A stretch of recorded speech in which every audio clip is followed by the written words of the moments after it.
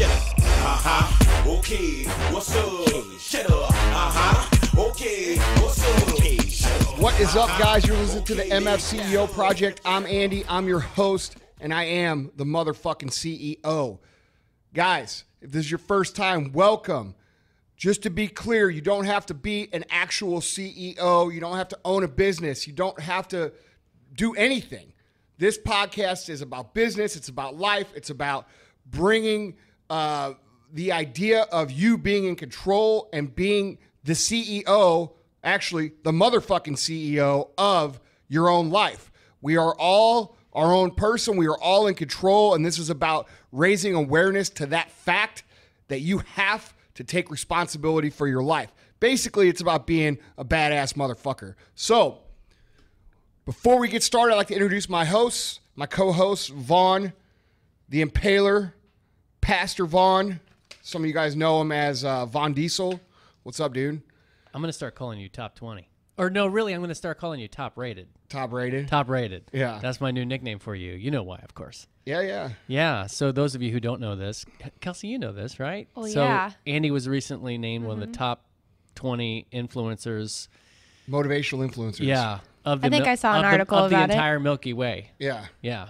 So That was pretty cool. yeah, it was Yeah. awesome. Yeah. It was very cool. Go team. Yeah, there were some people on there that I'd never heard of in my life, but there were also Gary was on there, obviously. Yeah. So it was It was good, cool. It was Yeah, good company. Got some good friends on Yeah. there, and it was an honor for sure. Yeah. It was neat. So, but anyhow, guys, today we're going to talk about something that we get a lot of questions about. We get this question over and over and over and over again, and it always has some version of this. You know, hey Andy, dear Andy, Mr. Andy, I'm passionate, I'm hardworking, but I just don't know what to do. I don't have a business idea. I don't have a plan for my life. I'm just aimless.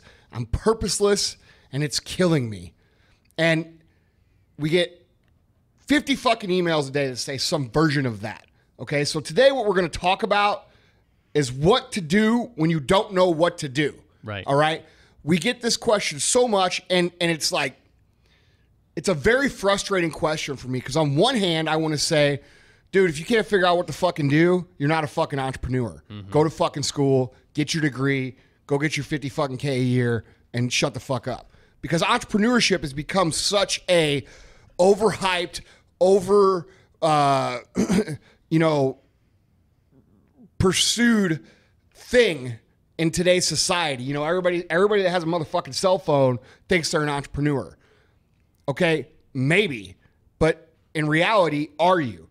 Because entrepreneurship at its core is a skill that some people are more developed at than others, and some people honestly just aren't built to be entrepreneurs. So if you can't come up with a fucking idea, you know, part of me says, well, maybe you're not an entrepreneur. But then there's the other group of people. There's the group of people who are legitimate entrepreneurs, and what I feel like they might be doing is overanalyzing the situation to the point where they do nothing. Because being an entrepreneur, you're going to go through things in your journey that aren't going to work. You know, you're going to fail. And I feel like a lot of people avoid even taking that first step because they're afraid that they're going to pick something that's going to fail. And not being afraid to fail and being okay with trying many different things is part of the entrepreneur journey. It's just part of the deal. And I feel like people want the fucking reward without, you know, the blood and the guts that comes with it. And it just doesn't happen, guys. It's not going to happen. But we're going to get into the practicality of this question for the people who are potential entrepreneurs. But I say again, you might not be an entrepreneur, okay? Just because it's cool right now to be an entrepreneur doesn't mean you're a fucking entrepreneur. Because a lot of people, most people aren't. Most people don't have what it takes. Most people don't have the gut. Most people don't have the ability to persist. Most people don't have the ability to be self-motivated, self-starting. They just don't. And you might think it's you, but it may not be you. And so that takes you analyzing yourself. There's nothing wrong with somebody who's not an entrepreneur, but this podcast is about being an entrepreneur, okay? So first things first. Let me answer your I don't know what to do with a point, not a question, all right, or a point to talk about. But this is a direct point that you need to think about, and you need to realize that whatever it is you're doing today, whether it's flipping burgers at McDonald's, or whether it's picking up garbage, or whether it's working in a warehouse, or whether it's working at Starbucks, it doesn't fucking matter. You have the ability today to go out and cultivate the habits and sharpen the habits that you're going to need to be successful as an entrepreneur. Whether you have a business going, whether you have, no idea, it doesn't matter. Every day is an opportunity to improve your personal skill set. And your personal skill set would be things like taking initiative on things that need to be done. It would be things like being disciplined to do your job perfectly every single opportunity you get a chance to do it. Okay, we're talking about creating habits, going the extra mile for customers, creating wow factor. We could go on and on and on here. But the point is that just because you don't have a business now doesn't mean that you shouldn't be working at whatever it is that you're doing to create the habits that you're going to need to successfully run that business. And I think that's a point that is greatly and grossly overlooked by people who are not in business yet. Absolutely. I just came across a quote by Alexander Wolcott, who was a really famous commentator in the 1930s. He said, "There's no such thing in anyone's life as an unimportant day. And every day that we live, there are critical tasks that we need to do. And so we don't wait for those important moments in our life. We can literally, like you said, whether you're flipping burgers or doing whatever, there's always some critical task. You do it with perfection. You do it with pride. Perfection, you take pride in how the lettuce looks on the motherfucking burger, how much mustard you put on it. Is the fries crispy? All right, you take pride in that shit. Yep. That is a habit that is going to carry over from where you are to where you want to be, and not only carry over, but it's going to take you where you want to be. Yeah. Can I just build on that too? I think a lot of people overlook too, the fact that they don't have to have the end-all business that they're going to end up doing right in the beginning. Right. Like, dude, you could do something very, very small just to cultivate those habits that you're talking about on the side. Yes. A lot of people always think, I have to have this idea now on what I'm going to do ultimately. But, dude, you could be like an apparel company is a great example. A lot of people do them on the side just to learn the ins and outs. And, dude, you know what? And you might not even end up doing an apparel company, but the lessons that you learn trying that are what ultimately matter. And and here, this brings me to another point before we even get into the fucking points. A lot of people think that business is about having a fucking office, having a personal assistant, driving around in a BMW, and being fucking boss daddy. That ain't what it is, all right? Business is about getting shit done, selling something, getting some fucking money for that shit, okay? And building relationships too, because you don't know where those relationships are ultimately going to take you either. Dude, 100%. You know, there's a number of values that we could talk about here. I call them core values, and that's a whole 2-hour long podcast, which actually is a pretty good idea. We should do like a core values special, like a podcast marathon. Yeah, dude, 2 hours straight of just core values. Yeah, that'd be great. And dude, but understanding that what you're doing is cultivating the habits that are going to carry you through now is something that you have to take seriously, no matter if you're 14 years old mowing fucking grass, right? These are where these things start. Right. So there's a famous writer who said one time, how do I know what I think until I've seen what I've written? And I thought of that when you mentioned that we were going to cover this topic, what to do when you don't know what to do, and you say, hey, Vaughn, figure out what I actually think about this. And so, of course, I'm the one who has to go back and look at all of your posts and different things and kind of pull everything together. Yeah. So are you cool with me just kind of firing off your bullet points? Yeah. All right, cool. I don't want to, I'd rather just riff on shit, man. Yeah. I feel like it's just a better product. Yeah, absolutely. Okay, so what to do when you don't know what to do? The first thing you say is, well, bottom line is, what do you have to do basically to stay alive and be a contributing member of society? I mean, what bills do you have to pay? That sort of thing. That's what I get from you. Am I understanding that correctly? That's the first thing. Just make sure what you got to do to survive. You got to survive, okay? Right. And you have to pay bills. You've got to eat. You've got to have a place to sleep. You know, and you've got to be, if you're going to be an entrepreneur, you've got to be creative with those things sometimes. Dude, I lived in the back of my fucking retail store when we started. I couldn't afford a place to fucking sleep. So we slept there. You know, those are sacrifices that you make. You know, and this is going to be different for everybody. You know, you might be the young guy with no family and not have a lot of bills. I didn't have a lot of bills when we started our business, you know, and for that reason, we were able to do a lot of things that other people and competitors won't. When you're competing against a competitor that has a shitload of bills and their cash flow is not that great, you're at a tremendous advantage when you don't have bills, right? You have to realize that. But you know, you have to meet your obligations for survival first and foremost. And most people never get past this point. They worry, they freak out, they get concerned about what am I going to do to live, dude.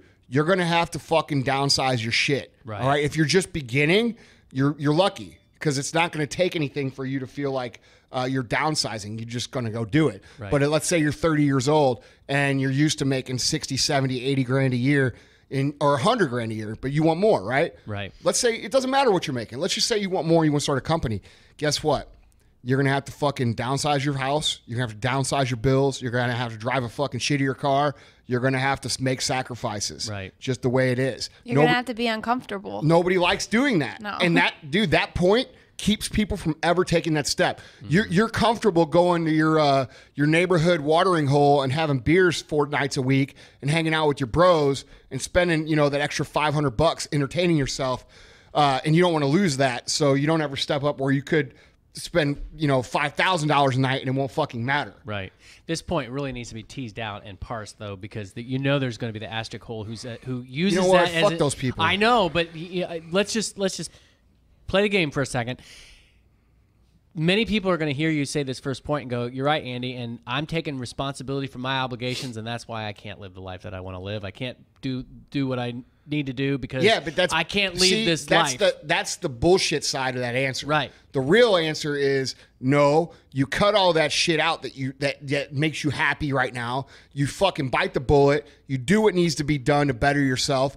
You take the next 3 to 5 years, invest it in yourself, and then you come out 100 times better. And that's fulfilling an obligation to your responsibilities. Right. Your kids, your family, the things that really matter in life. Right. Do you remember the guy that used to be the offensive coordinator and then he was actually the coach of the Rams, Mike Martz? Remember that dude? Well, I heard the story of him that the way that he got in the NFL, he actually had a day job and he wanted so badly to be in the NFL and coach that he approached the then, Los Angeles Rams, now they're back.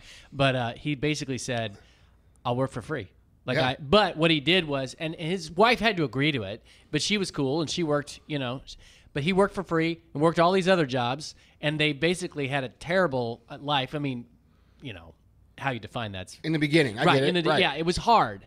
It's always hard. And then he ended up becoming a Super Bowl coach and one of the best offensive coordinators. And I think that's what we're talking about. Right. Is you've got to be willing to sacrifice. Take a step. You got to take some steps back. Yeah. And people aren't even willing to hear that conversation sometimes. Right. You know what I mean? Like I'd meet with guys less often than I used to because I just value my time more. Right. But with people who are wanting to start a business and they say, "Hey, can I have lunch with you or this or that?" And I'll do that sometimes still.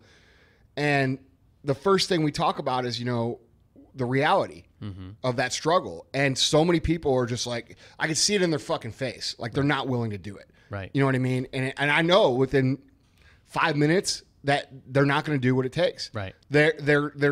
Today's comforts are more important to them than tomorrow's return on that investment. Right. Mm-hmm. Right. It really is a balance. It's knowing that you need to sacrifice, but also not being the kind of guy that's going to say, "Well, I think one of the keys to being a successful entrepreneur over the long haul is, and Gary Vaynerchuk and I have talked about this a number of times. We both agree on it, and we don't agree on everything, which is what makes the relationship great. But we do agree on this. Like I would be willing 100% and people don't get this about me. They see me driving a Lamborghini and Rolls and flying around on fucking private jets and shit. They don't realize that I would be 100% willing to go back to sleeping in the back of that fucking store if I had to win. You know what I'm saying? And that's my baseline, like the survival. Right. And people, I think entrepreneurs that are truly successful on a large scale all have that quality. They're all willing to lose everything and go back to fucking zero to win. And I think that's a great thing for me personally, because I know a lot of my competitors, they don't realize that about me. They think, oh, he's fucking flossing hard and driving all these big cars and doing all this shit. And they don't realize that shit don't mean nothing to me. Well, this makes me think a lot of Conor McGregor, like his story and how he does things, you know, like whenever he lost, everyone expected him to, you know, kind of be the crybaby rich boy. Yeah. He was like, no, I'll take it. Yeah. I'm coming back harder, you Yeah. know. And if you kind of backtrack his life story and all the struggles that him and his girlfriend went through, if you're looking for a story that kind of relates to having immense amount of struggle and having to go through those obstacles to get where you want to get, he's it. Oh, dude, there's no question. I mean, look, anybody who's successful in anything is willing to sacrifice that. And the toys and the prize and the money and all the shit that comes with being successful, that's not what defines people.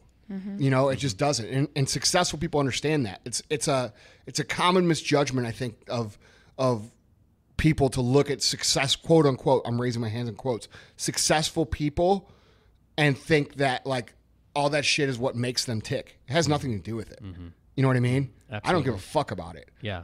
I will go back tomorrow sleeping in a fucking piss-stained mattress in the back of my store if it means us winning. Right. When's the last time you took a paycheck, Andy? Dude, I haven't taken a paycheck since 2014 September. I think that means I would classify that as not because of me not being able to. It's because I take the money and put it back in our company. You're reinvesting in Right. yourself. So, and people don't, you know, they don't get that. So Like bottom, we're trying to create a fucking multi-billion-dollar business. You know what I mean? I'm And not- most financial advisors will tell you to reinvest 33%, and it's like you're investing 100%. yeah, I've got enough money in my personal savings to live however I want. Yeah. So it's irrelevant to me. I want to create careers and jobs and, you know, opportunities for the people who have helped me get to that point. right. And that's going to take us getting to a B, not a fucking M. You know what I mean? Or an HM. You know? So it's reality. But Okay, so you got to do what you got to do to survive. do what you got to do to line. survive. Real And life. I would be willing to go back there no matter what. Yeah. At any time. You know what I mean? Get real fucking comfortable at that level because that's the reality of most of your life. You know what I mean? If I lose in business, guess where I'm going to be doing? I'm going to be back to doing that. Right. You know, because I sure as fuck ain't going to work for somebody else. Right. So, Right. Point number 2, which you've repeated, I think, 100 billion times, but we'll repeat it again for people until they get it into their heads. Ask yourself, what do you like to do? What interests you?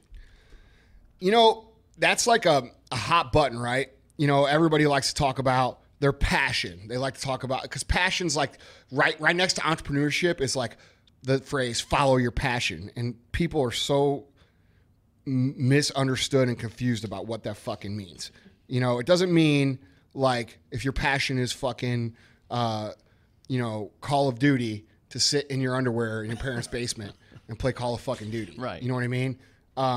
This is like, you have to have like some awareness about what this actually means. But what does interest you? Because a lot of people will say that you'll bring this point to them. What are you interested in? And they'll say this: I'm interested in making a lot of money. And you know what? I said that shit for a long time. But you know how much money I made when I said that? Fucking none. Mm-hmm. Okay. So until I found a purpose and a passion within my mission to make money, I never made any, because you don't just make money. Money comes to you as a result of delivering something of value. And value doesn't mean a fucking 2-for-1 coupon out of the fucking Sunday paper. All right. Value means something that's valuable. All right. When you give somebody something that's valuable and worth more than what you ask for in return, it's an easy sale. It's not even a sale. It's an easy transaction. Okay. People are willing to pay for things if they feel like the value of what they receive is greater than the money that they have to give. It's common sense. It's a trade. It's bartering. It's nothing more than that. You know what I mean? But entrepreneurship has gotten to a point where it's so much like, how can I give the least and get the most?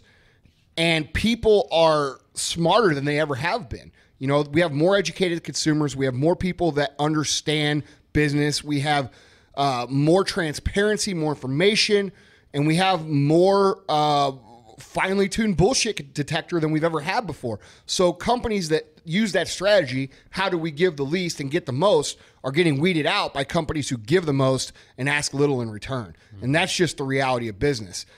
It was a lot easier to make a lot of fucking money 30 fucking years ago if you were an unethical person. You know what I mean? But the truth of it is that, you know, ethics are a direct reflection of how much money you make, because if you deliver great value, you're going to get a lot of money in return. So, you know, how do you find something that is going to make, quote unquote, make you money? You need to replace that thought with, how am I going to earn money by delivering value? All right? Earn, not make. You don't fucking make money. Right. Federal Reserve makes money. You earn that money. Right. Okay? So people will say, well, do what you're passionate about. And then, you know, people will take it as what I said. You know, oh, I'm going to do nothing. I'm passionate about watching fucking Night of Living Dead on fucking Netflix, you know, or whatever. And you've got to be, we're talking about a real thing here. You know, these sarcastic motherfuckers out there that are, quote unquote, the millennials that think they're going to flip the switch at 35 years old and be fucking wealthy. You know, I had a conversation at lunch today. It was so funny. It was like, I love these people who say like, oh, I'm not about money. I'm about family. Well, guess what, motherfucker? Having a family costs a lot of fucking money. Yes, it does. You know what I'm saying? Yeah. And it's just... Not to mention you don't care about that family that much if you're not wanting to provide more for them. Dude, it's just a total lack of understanding of life. You know what I mean? Money is fucking important. I don't care who you are. I don't care what you say. It's very fucking important. All right? It's just one of 50 excuses they have of why they're not making Exactly. what they want. It's so they can sit on their ass. Right. So find your interests. All right. That's a good place to start. What do you like to do? I got into this business, my business. People are like, how'd you get into the supplement business? Well, I fucking lifted weights and I fucking took protein shakes. And so I got interested in it. That's as simple of an answer as I can give. You know, I'm going to tell you, because I've seen like 17 companies pop up since we started the podcast trying to do what we do. All right. It's fucking hard. It takes a long time. And the business has changed. The opportunity to grow a brand now is totally different than it was 19 years ago when I started, right? The market's saturated. There's no barrier to entry. And if you're not established, good fucking luck, okay? That's just the reality. And I know the 17 brands that listen to me are listening right now, and they're pissed off. But, dude, it's the truth. Good luck.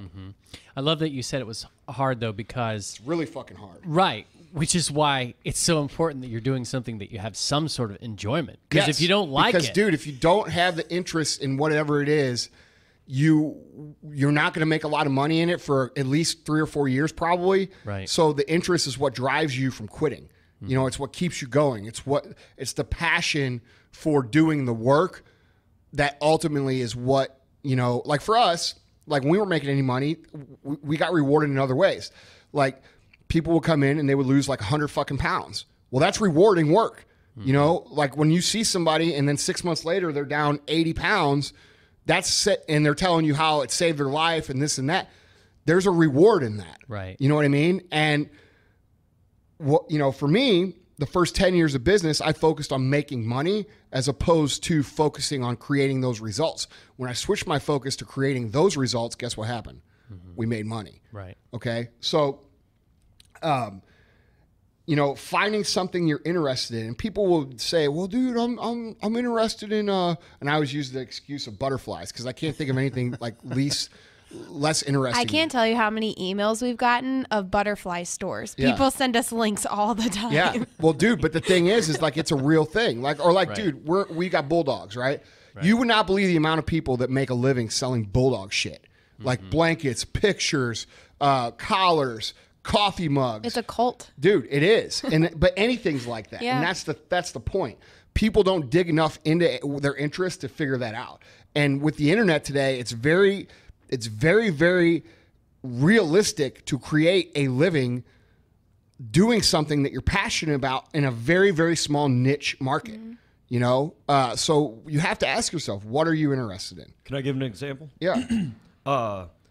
Well, it was when I moved back to St. Louis. You know, my brother and I, we started that little Video game controller. Video game controller. It was custom airbrushed. The margins on it sucked, right? So we ended up, you know, going to those midnight releases where, you know, people for like Call of Duty or Battlefield line up, hundreds of people for these releases. And we ended up doing them so often, like people would eventually look forward to us coming. And then GameStop eventually reached out to us and said, hey, we'll pay you guys to come out here. So, you know, it's just one of those things. And what where they took Xbox controllers and custom painted them for people. I mean, dude, so talk about a niche. Did this for fun. Right. So That's awesome. yeah, there's opportunity everywhere, but most people talk themselves out of it. You know, by saying, "Oh, well, that would never work because there's not enough people to do this." Well, there might not be enough people for you to make $1 trillion doing it, but the chances are there's probably enough people interested that you could make a living and make a better living than what you're making now and enjoy it more. Well, and think about the other skills that you learn in that, because we eventually turned into a promotion company. Right. So, like, that teaches you about a whole different side of, you know, business. Right. So that could have turned into something bigger than just video games. Right. For sure. All right. So, what to do when you don't know what to do? Take care of your baseline needs. Ask yourself, what do I like? What interests me? And the third one is, what are you good at? It's a simple question, man, but everybody has special skills that we're good at. All right. You could develop skills. All right. For me, I've always been good at talking to people. I've always been good at sales. You know, I started selling things when I was 8 years old. All right. So it's a natural skill that I was good at. So having a retail store where I talked to people face to face and dealt with them in a sales atmosphere was a natural skill for me. Most people will tell you I'm not good at anything, or they'll tell you the opposite. I can do anything. You can't do anything. All right. You can read all the little motivational memes you want and all these positive, the fucking, I call them motivational puke. All right. That on Instagram, you know, the overly positive fucking motivational pages that puke fucking vibes at you or whatever the fuck they think they do. I'm puking reality at you, motherfucker. You're not good at everything. Right. Period. All right. You're not going to be good at everything. You are going to struggle at most things. You're going to struggle. So you have to be and this is where self-awareness, another motivational puke word that I get tired of fucking hearing because I see it misused every fucking day. This is where self-awareness comes into play. Looking at yourself in the mirror, figuratively, and saying, what am I good at and what am I not good at? And being able to dissect those things. Okay? I am good with people. I am bad at technology. I am good at selling, or I could be good at selling, or I'm this or that or whatever. And you need to dissect your own skill set. Dude, if you're a fucking NFL team and you're looking at the roster, what do? You look at the roster, you say, this guy can't catch a motherfucking ball. He's the fastest motherfucker on the team. You know what? We're going to put him on defense. Right? Right. That's how decisions are made. You need to look at yourself and be able to make those same decisions. So most people can't do that. Right. And that's why self-awareness is a skill that you have to be able to develop to even fucking start anything. Right. In regards to this podcast. And good doesn't mean necessarily elite. No. I mean, I'm not LeBron James, but I can play we're basketball. all better at certain things than other things. Right. Like I'm a naturally good writer. I'm naturally good at it. I got fucking F's in school, but I can write like a motherfucker. Absolutely. You know what I mean? Yeah. I can also talk. All right? So I'm good at those things. Guess what? It turns into something for you. Right. You know what I mean? What are you naturally good at, Vaughn? Well, writing and connecting with people. Right. And what do you do for a living? I'm a writer. Exactly. Yeah. You know, most people fall into what they're naturally good at anyway. And I enjoy it, going back to our first point. Right. Yeah. Or second point. But what I just said, most people fall into what they're naturally good at anyway. So how far ahead can you get by actually knowing what you're good at because you dissected yourself instead of passively falling into a career path? Right. Right.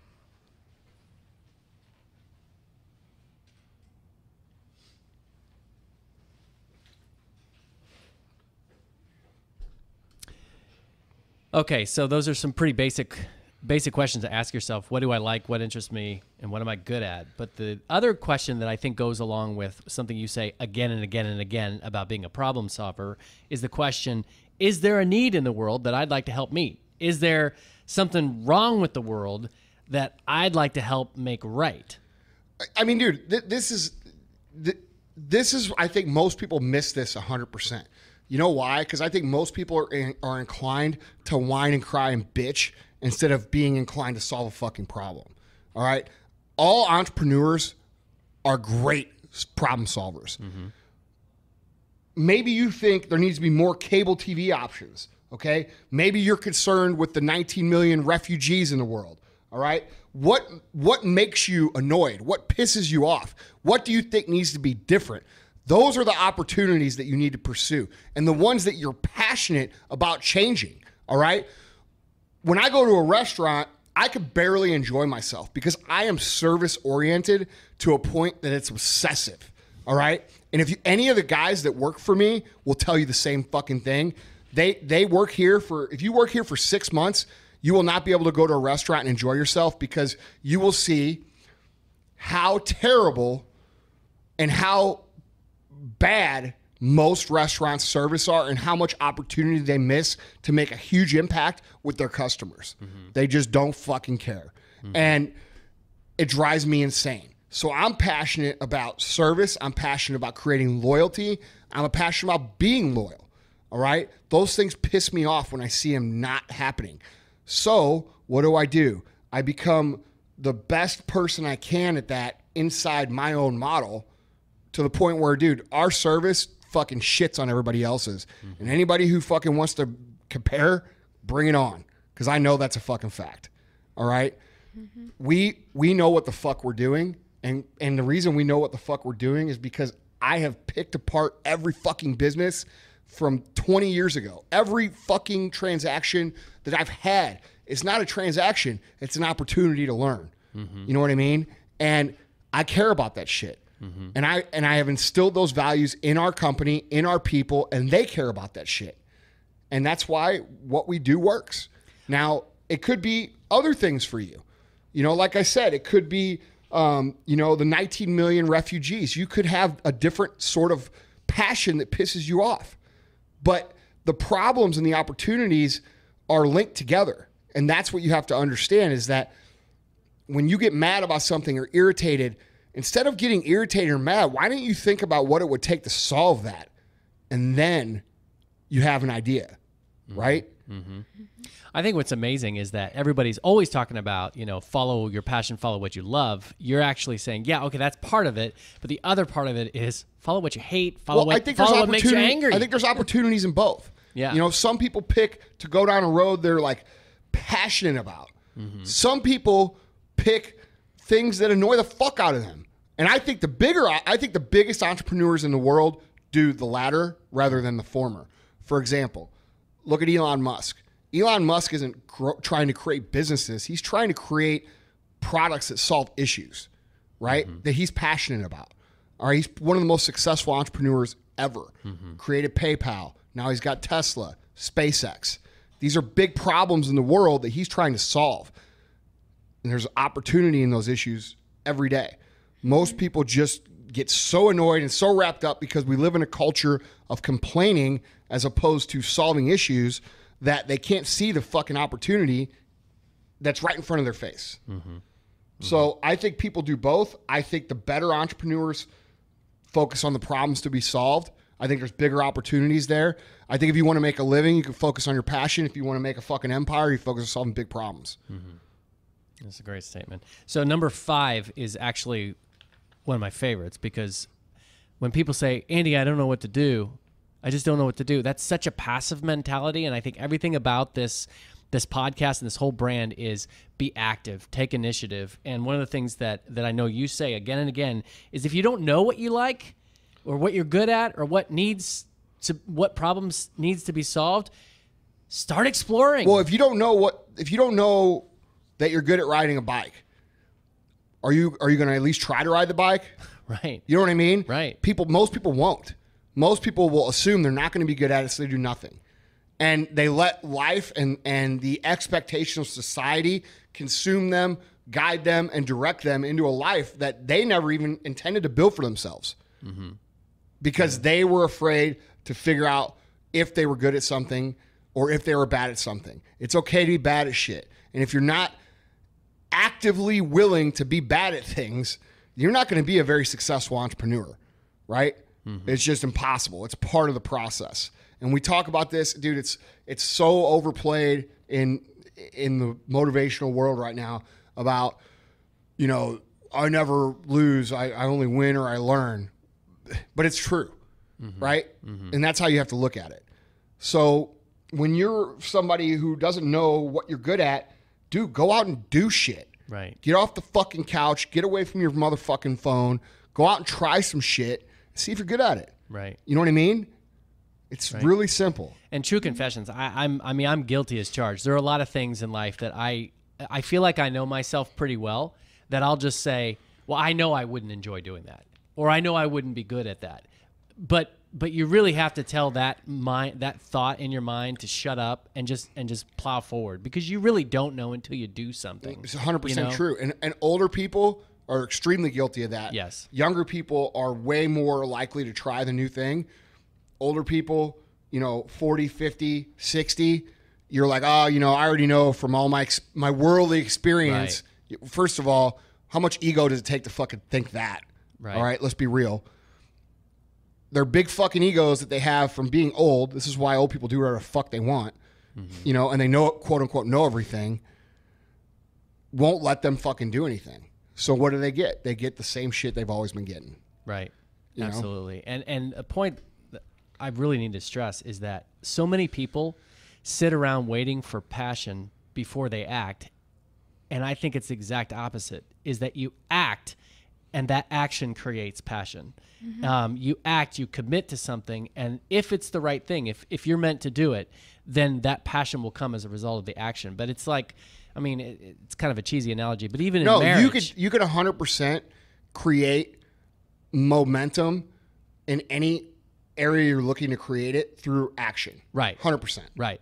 But it's just so many. I mean, I was going to use the example of marriage. I mean, you just don't sit around waiting to feel nice, warm thoughts toward your wife in order for you to do something that you know serves her. You just got to do it, and then the emotions will come later. You know what I'm saying? Well, I mean, yeah, but most people quit marriage before they get to that point. Right. So Well, that's we probably could talk true. about that as a whole thing. Relationships are disposable nowadays. Right. Yeah. So when they stop feeling the beginning infatuation of like, oh, I just want to like bang this person's brains out 24/7 a day, it's for real. And they're like, oh, I don't love him anymore. Honestly, Right. I'm the kind of person, I can't wait to get past that stage, because I'm like, is this good or not? You know, I'm like, anybody could fake it for the first fucking 6 Right. months. yeah. Right. You know what I mean? Because you don't show your true colors Exactly. anyway. And But people don't know the difference. They confuse infatuation with love. Totally Right. two different things. And that's sitting around for that passion. And that's a really good point that I like that you've made in other podcasts too, is that something you can use your passion, but it doesn't have to be your ultimate passion. It can just be something you're interested in. It can just be a problem that you see. Yeah, because it doesn't have to be the end all Yeah. be all. Right. You know, but you and to further that point, you can use let's say the C passion to ultimately serve the A passion. Yeah. Look at Bill Gates. All right. You know what I'm saying? Yeah. Bill Gates has created a company based on technology. Right. And his ultimate goal in life is to solve these other worldly issues. And he's philanthropy. Yeah, and he's used the money. It was a that mode he's- of transportation Exactly. to get to Yeah. point A to point B. Yeah. Absolutely. And Vaughn, to build back on like staying active and continue moving forward, I see a lot of people and talk to a lot of people that have an idea, but they let these stupid little problems like the branding of it or Right. whatever have you. Look, man, colors. here's it. At the end of the day, successful people find fucking solutions to problems. Unsuccessful people only see the problems. They don't ever see the solution. Right. And they'll figure out every little way, like what you're saying, to stop them from having to do it. And that's why I don't waste time with like meeting with people or consulting people or doing the shit that I used to do, because dude, what I found is you're either going to fucking make it or you aren't. Hiring me ain't going to make a difference. Right. You know, So usually their first question is, "Oh, I can't think of a company name." It's like that doesn't matter. It's like, what could you be I doing know. in that meantime? And Why it'll don't just you come write to down you. what your company stands for? Because that's what's going to propel you. It's You not know gonna what be the though? name. In fairness to those people, Gary Vaynerchuk is the only person I paid attention to that whole narrative for a long Mm-hmm. time. Gary is the only person that finally came out and said, "Your name, just have a good product, have a good Yeah. service." But there were a lot of so-called experts out there saying you got to market research your names and you got to dude, do all those are that people stuff. trying to you know? justify value and sell something that doesn't exist. They're trying, like, dude, I had this lady one time come in my store and tell me she's going to hire me, or she wanted me to hire her to help fucking like set up the store properly and paint the walls the right color, be visually, like, psychologically, yeah. like trick the consumer. How about, you know what? We stop trying to trick the consumer to buy shit, and we're just so fucking good that you want to come to us. How about that? That's a What an novel idea. concept. Yes. Yeah.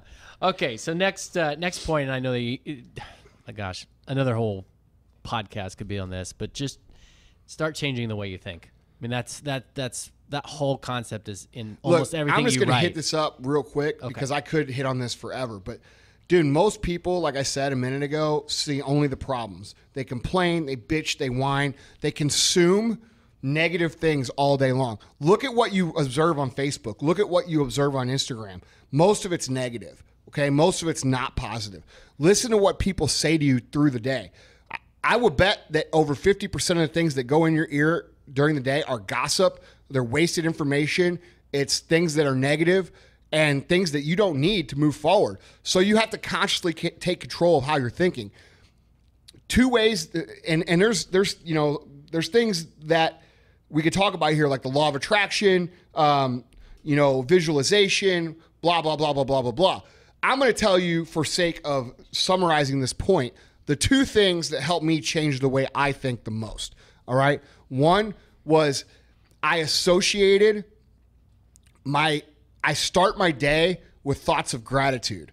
Okay. I think about all the things good that I have. I think about all the people I have. I think about all the opportunities I have, and I'm thankful for those things. And that's how I start every single day. And what I did was I tied that process to brushing my teeth. So then when I brush my teeth, I automatically start to go through this process. All right. It only takes, 2 minutes to do. But here's the thing. When you start your day being thankful, it's very hard to feel frustrated moving forward. Try to feel good about all the things in your life and be pissed off at the same time. It doesn't work. It's impossible. So that automatically got me in a rhythm to start my day the right way.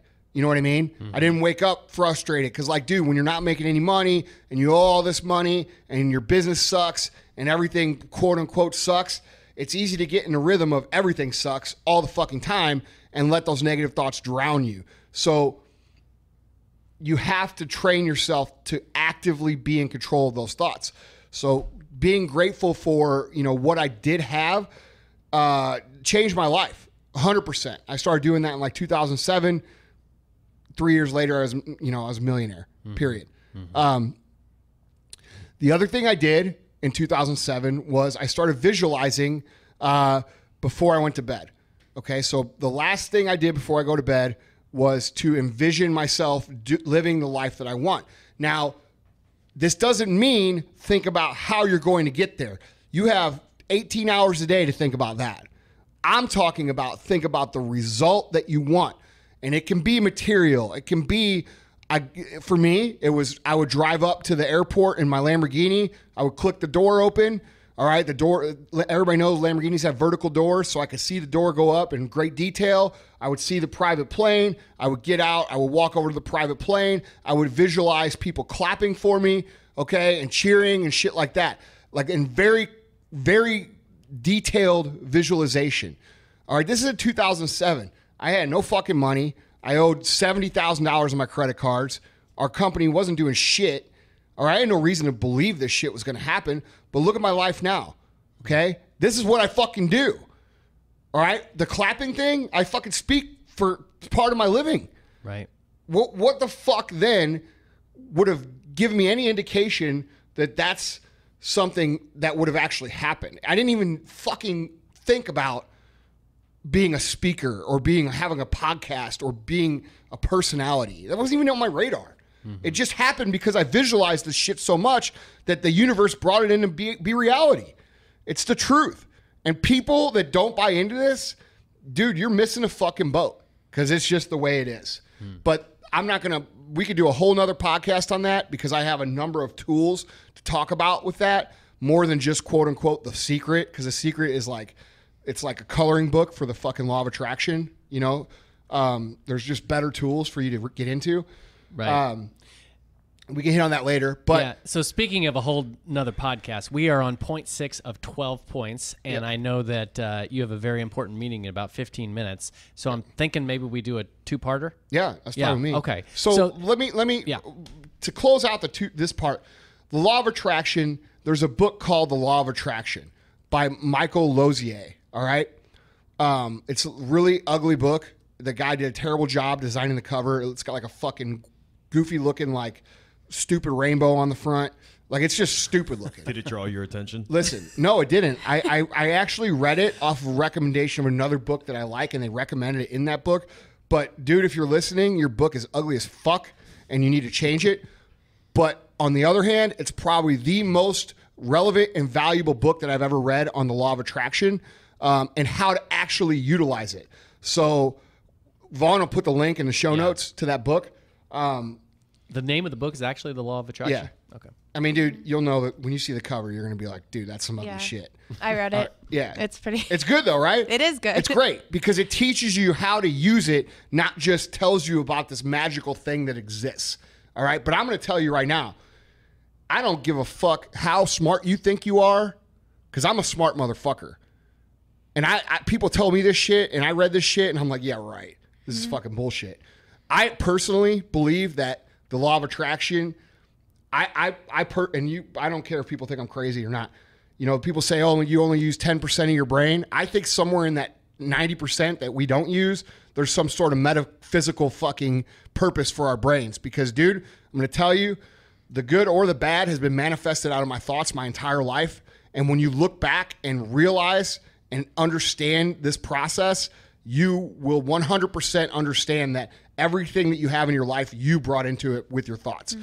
To the point where I'm so finely tuned on this, I have to be really fucking careful what I think about, because, dude, it will come in quick.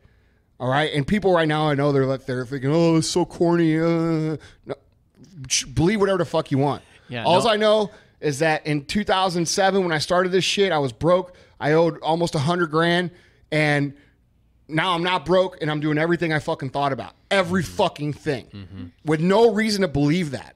Well, people think that your mental health is fluffy. It's not fluffy. It's a real thing. You know have what? to train your brain because it is the very purpose powerful. of this podcast, because there's probably a lot of people here. Yeah. Nobody here is into the fluff that's listening to this probably. So I'm telling you, as being the king of no fluff, like, you need to fucking read this shit. It's not fluff. It's skill. It's you real. need to have yes. it. And it is a skill. It's a finely tuned way to think. If you struggle with self-discipline, you need to read this book, Yeah. because self-discipline is your brain's power. That is your strength from the mental side. And I'm actually smirking because I made the mistake of looking it up, and you were absolutely right. The front cover, cover fuck, is just man? terrible. I mean, it's bad. It's got to be the ugliest book I've ever seen. It's bad. Like, Yeah. when It I looks- got the it when I got looks- the book, like, it's so ugly that you're gonna get the book, You take and the you're gonna cover be like, off. "Are you fucking sure? Like, is this the book?"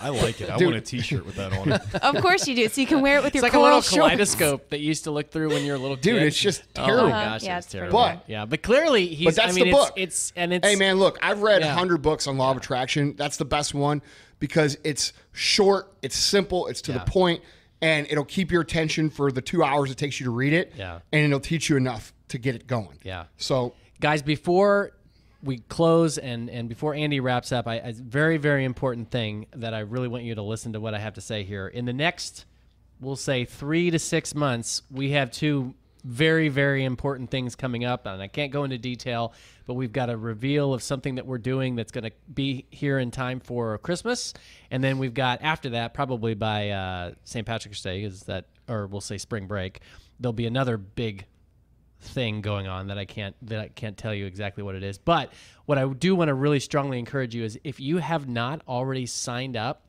to get the podcast sent to your inbox. We're going to be providing some information about some pretty exciting things, very exciting things coming up. So if you want to go to the website and just on the main landing page, it says get the podcast right to your inbox. Just sign up, because we're going to be sending out some very, very important information that I think you guys are going to be really excited about, which that sounds really cheesy, but Hey man, you know, I'm the king of no fluff. You're the king of cheese. Yeah, exactly. I'm just saying. Yeah. But there's also an exciting thing we can tell you guys is that merchandise will be coming to the store very, very soon. Yeah. So shameless plug. Kind of check into that, because over, I guess, the next couple of weeks, we're going to be plugging that in pretty quickly. So. But we definitely want you to sign up to get all the information that's going to be forthcoming here in the next month or two. So guys, just to recap real quick before we get out. All right. Point number 1.